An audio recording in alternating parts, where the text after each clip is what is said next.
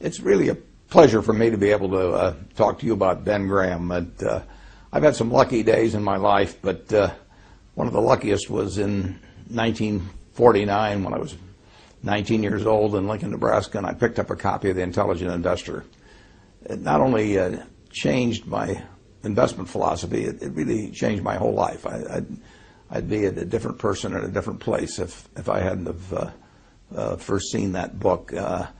I got a bedrock of investment philosophy that really hasn't changed ever since I read the book. I may embellish on it a little here and there, but it was Ben's ideas that sent me down the right path. And then a year or so later, I very belatedly applied to Columbia University, and Dave Dodd let me in, and I got to know Ben personally when he was my professor in the second semester there.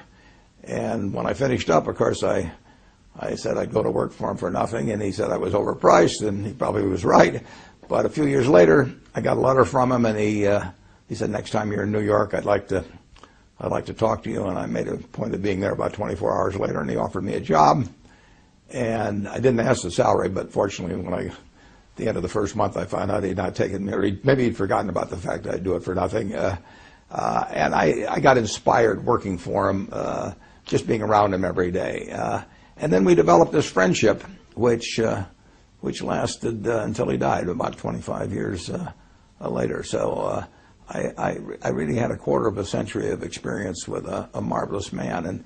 And you all know about his mind and his ideas and the influence they've had on the profession of security analysis, the influence they probably had on you and your own portfolios, and certainly me.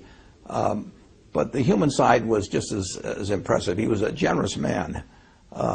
When my first son was born, shortly after I went back to take the job in December of 1954, my son was born, and I gave him the middle name of Graham. I named him after my dad, Howard, and then after Ben Graham with the middle name of Graham. And Ben came over to our apartment in White Plains and gave me a camera and a movie projector. It was a lot different doing that sort of thing in those days. And so I could record what was happening with Howard Graham Buffett from virtually the moment he was born. A little later, I think my wife had said something to him about my lack of dancing ability or something, which was well justified.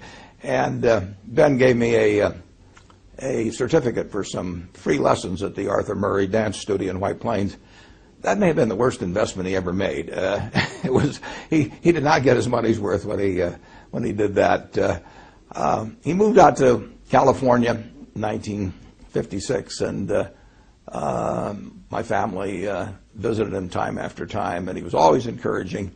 The one thing about it is that you never could balance the books with Ben. He would do things for me or for other members of the family, and you never could think of anything to do for him. So it's a real pleasure for me in a small way to be able to attempt to balance the books by just telling you and the rest of the world what a wonderful human being he was. And that's what really counts. I mean, he couldn't help but be smart. I mean, he was born wired in a way where he was going to be able to accomplish things intellectually that very, very few people could do.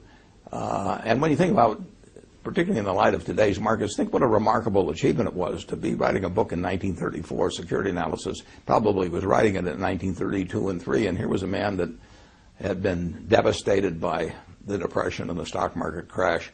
Many of you manage money. He was managing money for people, and they were disappointed with what had happened.